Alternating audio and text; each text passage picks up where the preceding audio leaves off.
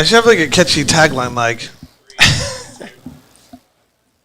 good morning. No, just kidding. That's a copying somebody. Dimitri Downing back at Mita Unshackled with our co-host. George Stanchev, Pure 5.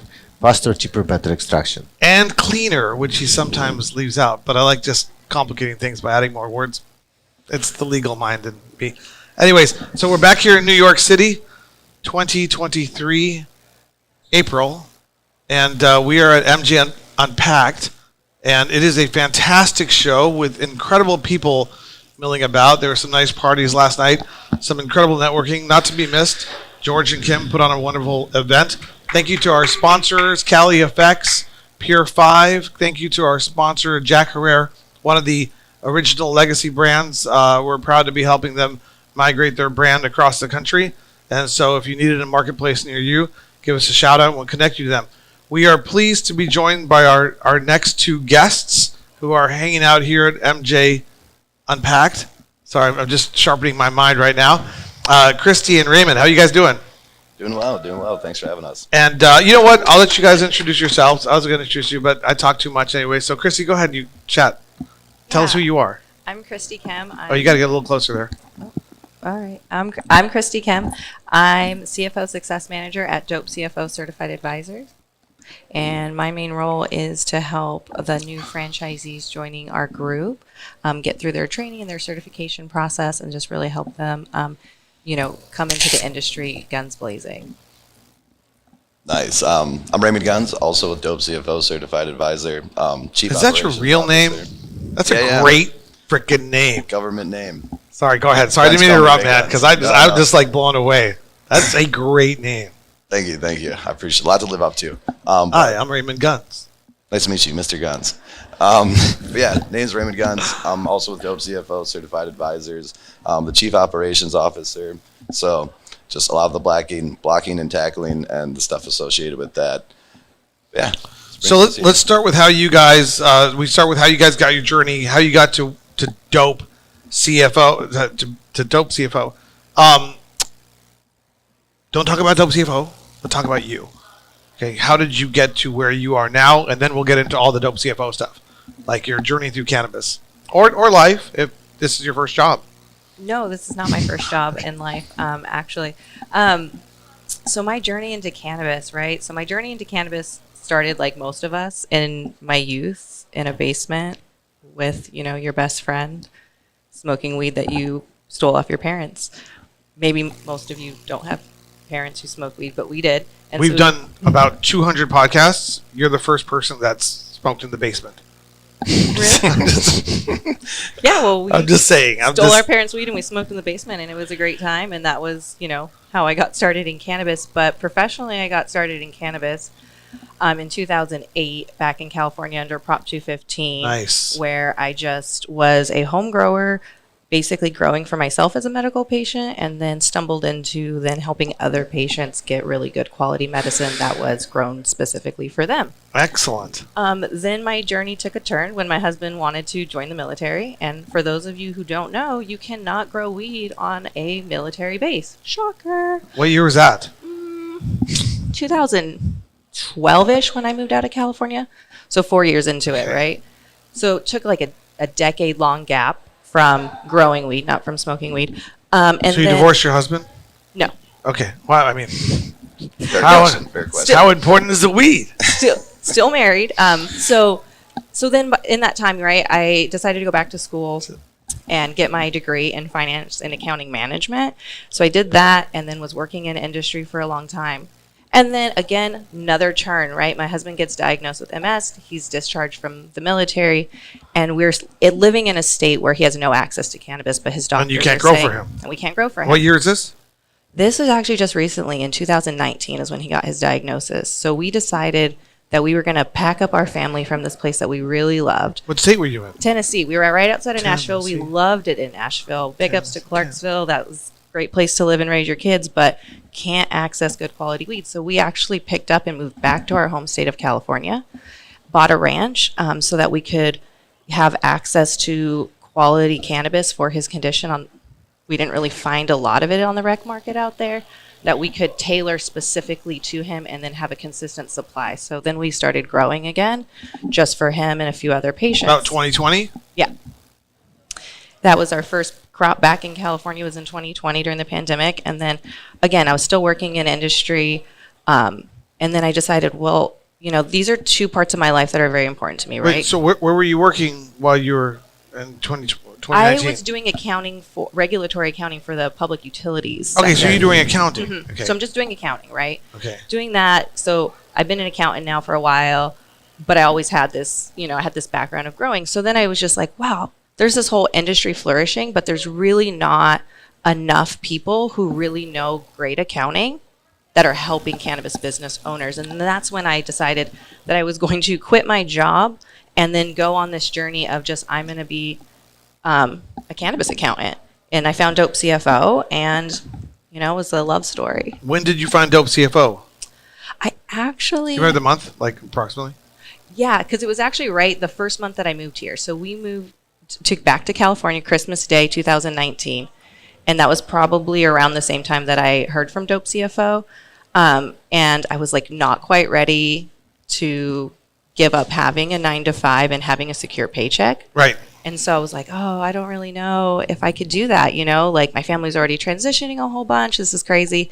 And so I kind of put it on the back burner. But that's really what sparked it, is that somebody had reached out from Dope CFO and said, we think you'd be a great fit for our community. And it got me thinking, right? And it took me a year and a half before I quit my job, and I decided that, yeah, that's where I wanted to be. But I'm so glad I did, because I joined the community as a student of Dope CFO VIP Network, because it's an educational program that teaches accountants who want to serve the industry best practices, tools, all that kind of stuff. Hold your thought, because I Yeah. want to learn more about that. But so you kind of took your accounting expertise, your educational, your skill set, and your love for the plant and your experience with the plant, you kind of merged them together, and then now you've taken this new path. Yes. Okay, that's really good. We got that all summed up. That's a really nice story. And then we're going to talk about Dope CFO and the program and all that kind of stuff in a second. But first, we're going to talk to, I love just saying your name, Mr. Guns. Hey, how's it going? It's like, hi, your family's last name, Guns? Oh, yeah. Where's that come from? Grandma Guns. Grandma Guns. So, yeah, it's massive family. I'm from Wisconsin, so just classic dairy farm family from Wisconsin. My grandma had 16 kids, so, like, when I say there's a Guns family, like, There's 16 Gunners. at least. And do you call them Gunners? There's one cousin named Gunner. Gunner. But no, that'd be too cliche. Guns. No. but is that chopped down from, like, We, like, tried to look it up. I guess I gave it a few Googles one day, but no, I couldn't find anything. yeah, that's fascinating. It's just always been Guns. I love the name. I like the name Dimitri, but I'm a bit kind of downing. So sorry. So tell us. I'm a fan of Dimitri. I as well. appreciate like that that. name. I appreciate that. There should be somebody famous named Dimitri one day. Well, I think there was a Greek god or something. But let's talk about your journey in cannabis. Yeah. How we got to. I haven't thought back about on it in a while, but yeah, I guess like the journey. I didn't start in a basement, more in a cornfield, just smoking weed with my cousins. Didn't have to steal it; they always had it and kind of grew it. And so I was always exposed to it, right, pretty early on. Actually, hilariously, I went to a parochial school, so like was afraid of weed, and then went into high school, and then I learned that my cousins smoked weed, and I was like, all right, actually, let me try this thing. What state did you go to high school in? Wisconsin? Wisconsin. Sorry, Wisconsin. What year? 2009 is when I graduated. Okay, good. But yeah, just classic state in Wisconsin, no medical program, no rec program. So trust me, there's still states like that out there to this day. But yeah, started smoking weed. My cousins were into it, got me into it. I kind of knew it was a path to make a living. But I just knew I didn't want to kind of become a grower right away. And just lived in Wisconsin, wasn't a viable career path. And so went to college, but always knew I wanted to get into the industry. My cousins had then moved out to Colorado in 2010. Went to visit them. That's kind of where I got exposed to just like the actual industry of like, oh, okay, this is like a legal industry. Good out year to here. be in Colorado. Yeah, it was Wild West back then. But that was when I started to really see that I could do this for the rest of my life, and went back to college, continued down just the standard CPA route. I'm actually very risk adverse, and so took the safe path, like just became a standard CPA. I figured if I got enough credentials, I could then get into cannabis and like help it, mature into a more just less stigma around it. Because again, Right. I'm from Wisconsin. It's still very thought of as the devil's lettuce. That's changed, obviously, in the last 10 years. But back then, it was very much that way. Does Wisconsin have medical marijuana now? No medical program whatsoever. Not in even Wisconsin. now. Even now, to this Wow. day, it's spot check. This is like April 28th, 2023. Wisconsin, you got to get your shit together. We're falling behind the South even. It's like we used to joke like in high school, like, man, we're going to be like, it's going to be like Mississippi is going to be the last state, or like Louisiana or something. It's like they've already now gotten into cannabis. Even like, Utah has medical. I know, man. It's getting pretty embarrassing. We're pretty backwoods up there. Kind of almost rednecky some places. I can say that I'm from Wisconsin.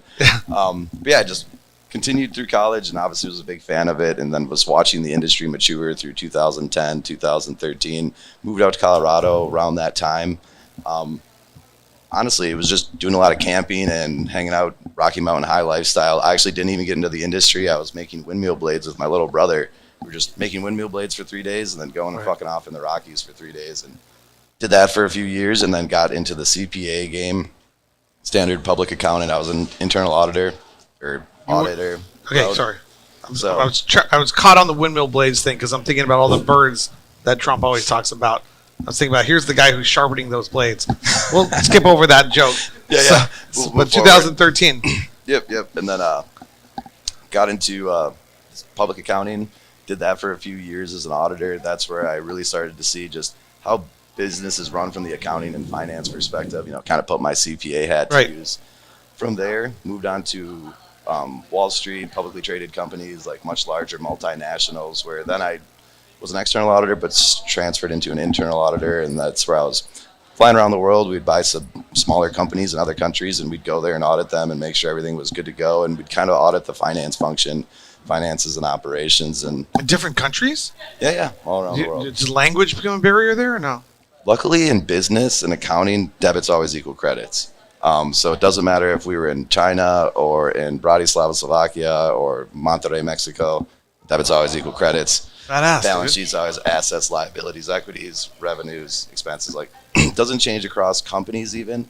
So that's what I learned as a CPA. Like I could go into a manufacturing company, a retail store, a beauty manufacturing processing company, a government agency, a real estate agency. It was always debits equal credits, balance sheets the same. Nice. So cannabis was a very logical transition then. So Yeah. I was on Wall Street, also learned about Dope CFO, but was just kind of dipping my toe into cannabis. I started serving clients in 2018 when the Farm Bill happened for CBD. Okay. So I was living in Milwaukee, just doing that, and that was the only way to get into like any type of cannabis associated type businesses. But CBD obviously blew up in 2018. Wisconsin was no different, and so started keeping the books for clients like that, and then went down to Chicago. Kind of figured it out once I had my feet underneath me with the CBD clients. I was like, all right, now I can handle some like real THC clients because it is nuanced. There's like some tax implications, but yeah, went from 2018, 2019, 2020, 2021. It was really slow. I kind of enjoyed my corporate job. It was pretty fun flying around the world. So I was in like no rush Yeah, to it get into doesn't sound too cannabis. Nah, it's on. You got a corporate card. You get to do whatever you want. You finding ways to consume cannabis around the world? Oh yeah, Okay. yeah. That's interesting. I was all the way in Slovakia. I found weed. It's like that's what I always joked about too. It's like it's universal. I've been all the way into Southeast Asia, deep into Cambodia, Thailand. Weed there. Peru, Machu Picchu. There's weed there. Like it's everywhere. Weed and numbers. Yep. Universal constants. Bertrand Russell would love that. Famous mathematician. And I think I like the accounting because it's cannabis, a little bit more creative, a little bit more fun. Numbers, debits always equal credits. Got to close the books each month. Yeah. It's almost therapeutic, just bringing chaos and order, or bringing order to the chaos of some of these financial statements. But yeah, got into cannabis, and then I went full time into cannabis in 2022. Last year is when I left, and kind of just been serving cannabis clients ever since. I love that. Unless we're going to start talking about Dope CFO, you gave me an idea for a T-shirt. Weed, taxes, death. Like, what are those? Like, the only two certain things? Weed, taxes, death. But numbers, too. Okay, Something take like notes, Ray. That's going to be on our next merch order. that. Yeah, Yeah. no, that's actually a good... You guys can use that for your company. Oh, I like it. Yeah, Guaranteed. I like that. Okay, so tell us about Dope CFO. Who owns Dope CFO? What is it? What it's about? Do you want to start? I'm gonna let Ray start on this one. Yeah, I don't know that much about Dope CFO, so Yeah, I'm learning so- here myself. it was founded by Andrew Hunziker. He's an awesome guy, really smart chap, CFO for many decades, but he founded Dope CFO originally as an alternative education company. Alternative education company. Yep, online. And it was for CFOs and CPAs that were trying to transition from non-cannabis industry into the cannabis industry. As we all know, in cannabis, it's hard out there. It's hard in business in general, but cannabis is even harder. And so that's why, at Dope CFO, we love our clients. We respect anybody who's an entrepreneur in the cannabis space because it's a tough game out there. And so then these CFOs and CPAs from non-cannabis came into the cannabis space and they were just shocked. They're like, Yeah. "What? I just need my reports. Why can't I just run the reports from one software?" Do you speak English? Sorry. Exactly. I don't mean to mock. And I should be nicer. no, I kind of like it. But that was the reality. They were just shell shocked at just like, it was almost, somebody explained it to me of like, even though everybody's talking about cannabis, it's the new trendy topic. When you get into the industry, from at least an accounting and finance perspective, it's like going back in time, where it's Right. like you just don't have the tools and the processes and procedures that traditional business has just been running with for decades. Right. And so, yeah, Andrew had to build out his own policies and procedures and work papers on how to do the correct cost accounting for these. What year did Andrew companies. start, you know? I want to say his first clients, because he was doing fractional CFO or remote CFO services since 2015, 2018. Dope CFO was officially started in 2018, though, I believe. Okay. So originally it was designed just as an alternative education company for CFOs and for CPAs. Yep, looking to break into the industry, and they needed the education, and it started with just the work papers. Like, hey, we Okay. actually need to do this process, so we need physical tools and shovels. So then, yeah, he started selling the tools and shovels, which for us as accountants is like trial balances, chart of accounts, just a lot of boring statement type stuff, and process. P&Ls. Oh yeah, Yeah, it's income like all these statements, work cash papers. flow statements. That's my Did you say fractional CFO? Is that part of your company in the past? No, it was originally started as an education company, and it was to teach people how to just do it remotely, but it was the full finance function. And that's why we're Dope CFO, because the CFO is responsible for everything in the finance function, accounting, FP&A, tax compliance, pretty much anything that affects the cash in or cash out of the business is the CFO's responsibility, to account for at least. He doesn't make all the decisions on how it goes in and out, but he definitely needs to account for it and derive meaningful reports from it. And so we like to shy away from the term fractional CFO because we do everything. So we'll bring a full function to you, which is going to be your weekly accounting, monthly reporting. So right now, just for the podcast purposes, you guys catered the alternative education company catered to CFOs and CPAs. Yep. But you guys actually offer the services as well to cannabis companies directly. Yep. It was like So- a so you- phases, as an evolution that happened. And so So that's where we get to over time. So originally he just wanted to educate and help transition, Andrew did, and work with CFOs and CPAs to get into the cannabis industry and Yep, to yep. understand it. And then in what year did he transition into taking on franchise. clients directly as Dope CFO? it's really new. So the franchise just started in the Just trying to pick up what you're throwing down here. Yeah. It's a unique little evolution that happened over a span of about 5 years. But yeah, originally, and we still are, an alternative education company facing accountants, helping accountants get into the cannabis industry. And in 2022, we just started our Dope CFO Certified Advisor franchise, and that's where we're actively serving the cannabis businesses again.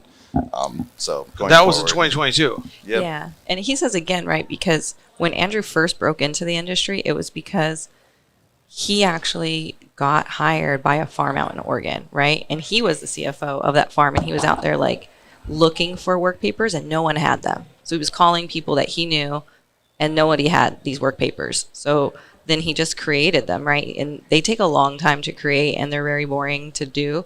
And so probably why they weren't out there.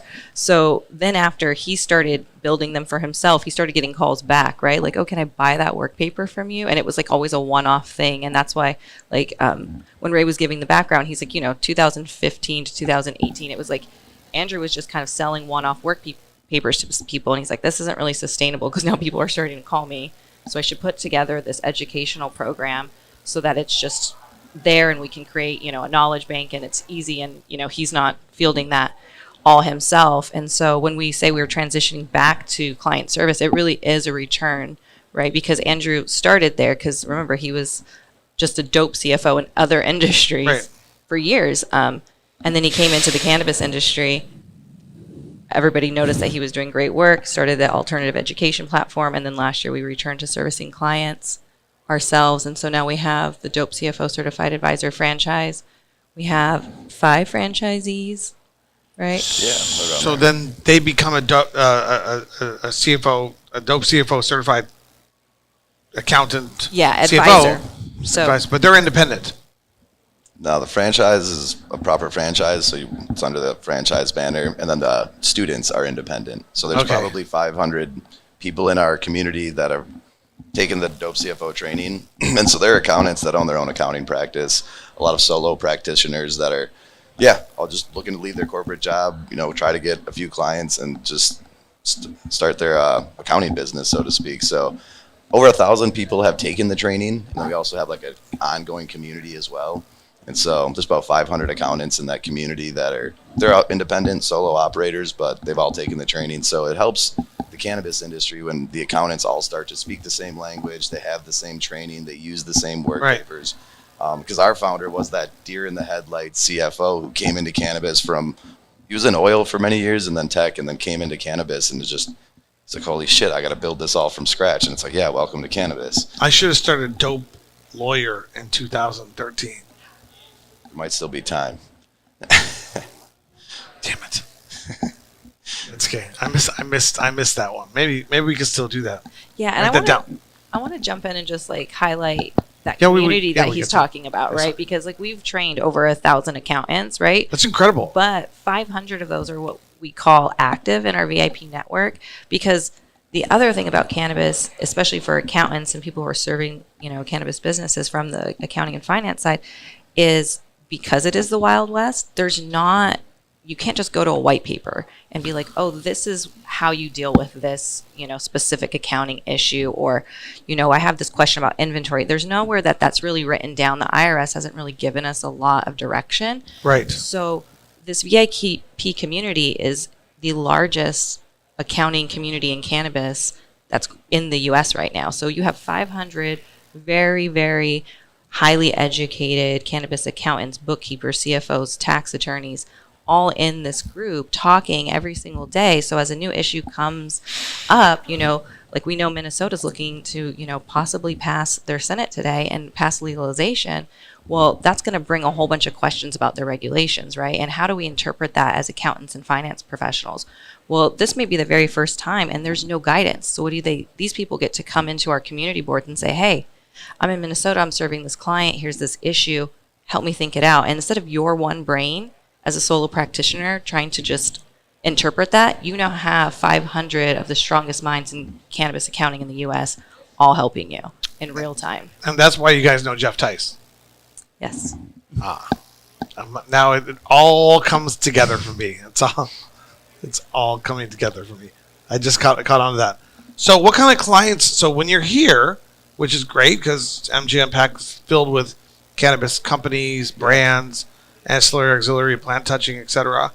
But you guys are looking for more CFOs, more accountants, more CPAs as Cannabis well. business owners. It's the only reason we're here. So but you still take in CPAs and CFOs to become part of your network. Yep. Yeah. They And want to take educate the them. education and get part of the community 100%. And we thought about not maintaining that company, but then we realized we're the forefront, we're the leaders Yeah. of cannabis accounting education. Like I'm going to be in Boston at the AI CPA event 'cause we're all predominantly CPAs. And so as CPAs, it gives you a bit of more cloud regulatory type standards so we're going to maintain that. And it's like to Christy's point, it's just such a good incubator of knowledge and best practices from an accounting, finance, capital raise perspective. And so that's why we maintained the business while we launched the franchise. Right. Because we're leaders and we just know that cannabis is always changing. So the education piece will always be relevant from an accounting and finance perspective. And that also helps the franchisees, just because everybody's trading best practices. So, still taking on CPAs, accounting, finance professionals, helping them get into the cannabis industry because I mean, we're only 6, 7 franchises, but the industry, it's small right now, but it is growing and it's going to continue to grow, exponentially over the next few years. Are the franchisees competing with each other for the cannabis businesses? Not at all. Let me just I'm set a the little record confused about straight that on model. this because 75% of all CPAs are retirement age right now. There's no competition in cannabis accounting or any type of accounting for that matter. Yeah. We are severely understaffed as an industry through and through, and which is why we didn't think it twice about launching a franchise while we're still educating, because there is just a lack of accountants just everywhere, whether you go to traditional manufacturing or agriculture or cannabis. I mean, across every industry, there's just not enough accountants and financial professionals serving the industry. And so a lot of these people who want to come into the industry are great fits for Dope CFO certified advisor, right, as a franchisee. But everybody who, opens up a pizza restaurant isn't going to open up a Domino's, right? Right. Some people just want to own Ray's famous Yeah. pizza, and that's fine. And so, we will continue to maintain the educational platform because we really believe in the industry and supplying the industry with qualified professionals, whether they're franchisees or not, and we're really committed to both avenues.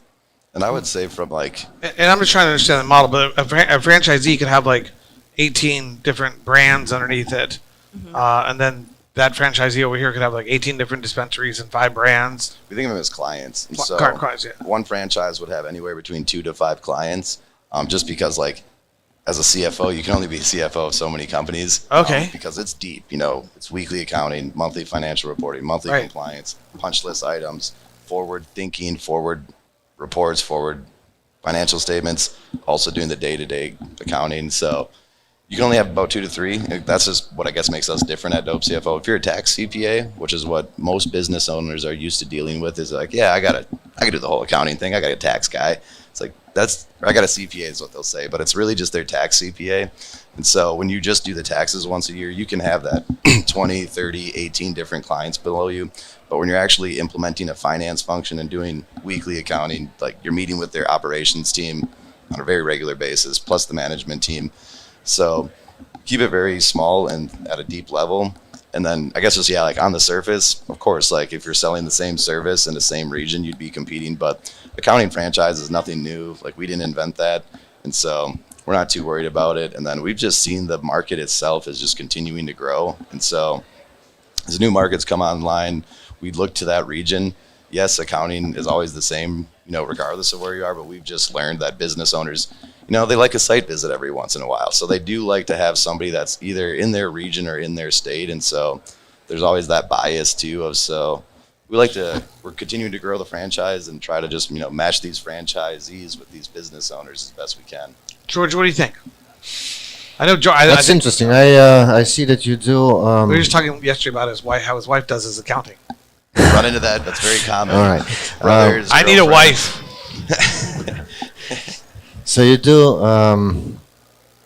education for accountants and you do audits for businesses. So usually an audit, I guess you do any type of audits, like IP audit, like M&A audit, or Yeah, we just can do third-party attestation audit. work. But the real results of the audit is where this company goes. What they need to do the next time if they have a loss to mitigate it, if they have a gain to invest it or something. Do you do anything extra on that side? Do you help companies after you get these audits for each one? Yeah, so that's actually a key part of what we do as CFOs, right? Is because we don't actually perform audits on our own clients, right? As if we come in as usually their CFO, which means that we're handling all of their day-to-day transactions and we're helping them do all of that stuff that you're talking about, that forward-looking, that planning. Now, if we're not personally serving the client, then sure, we can come in and audit them and then give them recommendations on how they can, do better in the future about being compliant or decisions they could have made. But really, where we help the most is when we get in front of that audit, right? Rather than looking back, but getting in there today so that we can help you looking forward. And so that's kind of the key difference. Again, like what Ray was saying about if you just hire somebody who's a tax CPA or an auditor to come in after the fact, they're just looking backwards and, you've kind of lost what you could have done during that time. When I got in this interest in 15, 16, I having the same issue with an accountant. And I hired exactly similar services, might have been your services. They called fractional CFO at that time. And I had that CFO coming every month to do all these spreadsheets, and I've learned a lot. So accounting is my weak part. I don't really have time for accounting, and that's why I use third party and other people to do it, because my mind is into a business mostly. But at that time, I've learned exactly how to do the spreadsheets for cannabis and how to put reports together. Then my accountant started doing that. Apparently, got educated and Probably over here. Yeah, that's the thing. Have you had this name of the company since the very beginning, or you changed names somewhere? No, I think they've been Dope CFO since the Okay, start. so yeah, been similar service. Nice. Well, this is. I like when I learn things, which is good. And there was some semantics there. It's like the accounting jargon. It's like legal jargon. It can get intense. So like audits is like attestation work. So as a CPA, we can issue an audit. So we've done it already on cannabis companies that they need their financial statements audited for banking purposes, licensing purposes. The county just requires it. So we actually do perform audits. That's what helps that we're actual CPAs. But to Chrissy's point and your point, you're talking more of just the finance side of the day-to-day operations of like, hey, if you're looking closely at my books and telling me my numbers, how do I improve them? And so that's what finance does. So accounting just gets the numbers correct, which everybody fucking hates accounting. Bookkeeping's just this necessary evil that needs to happen weekly.